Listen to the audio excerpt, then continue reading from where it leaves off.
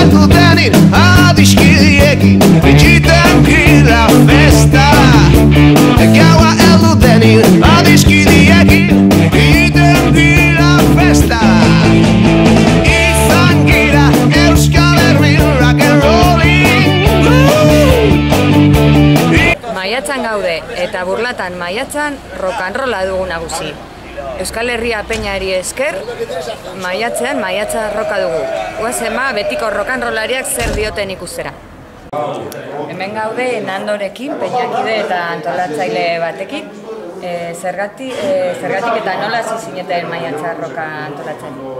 Maiatza roka hasi zen 94an eta 2005an ez genuen egin, orduan aurtengoa da 18. edizioa.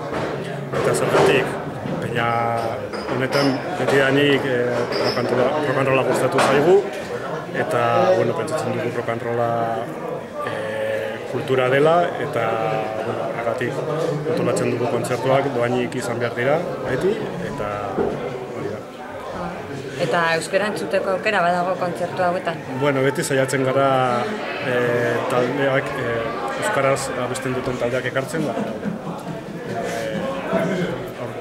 Aurten bi taldeak daude, euskaraz abesten dena, eta batzutan ez da erreza, baina beti saiatzen gara. Bale, oso ongi eta ongi atera da bilarena. Eskerrik asko. Hemen, kontzertua itxoiten ari diren bi aurkitu ditugu. Zuek, zer uste duzue, rockeroak hiltzen direla, ala ez? Betiko rockeroak? Ez dute hiltzen. Ez dira hiltzen, ez. Ez dira.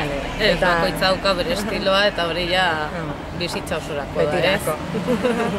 Ongi, eta euskal talderik ezagutzen duzu edo? Ni egia esan da ez. Gure denborakoak, Zutagar, Eskizu eta holakoak. Eta gaurkoan zer espero duzu? Gaur egungoak, ez dugu ideiarik. Ez ditugu ezagutzen. Ikusiko dugu eta, zer gertatzen.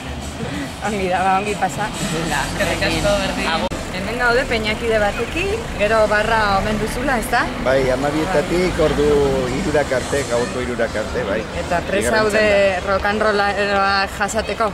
Bai, niri horrelako ekintzak antolatzea gustatzen zain. Nik ez nuke antolatuko, baina antolatzen dutenez, nik gustora hartzen ditut horrelakoak.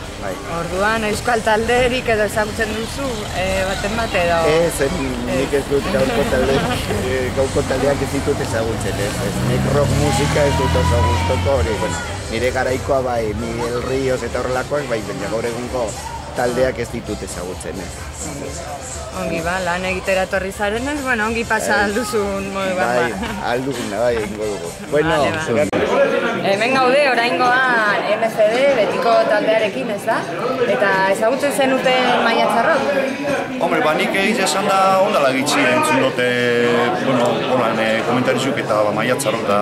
Egon haze ikusten interneten, ikusio zelan gaurre lauan kontzertua, 11an bebai, 18an bai, ikusio dutek, hilebete oso kontzertuak egiten, gaur aurkitu leku hau ez genuen pentsaten nahin gogoa zela eta hori, eta hamen gau ez pizka jendea gurekin oso ondo, elkarteko jendea oso ondo portatu da gurekin, Kristina Faria prestatu dabe, entre algodones, oso posik daude. Orduan, espero duzuen giroa ona, ez?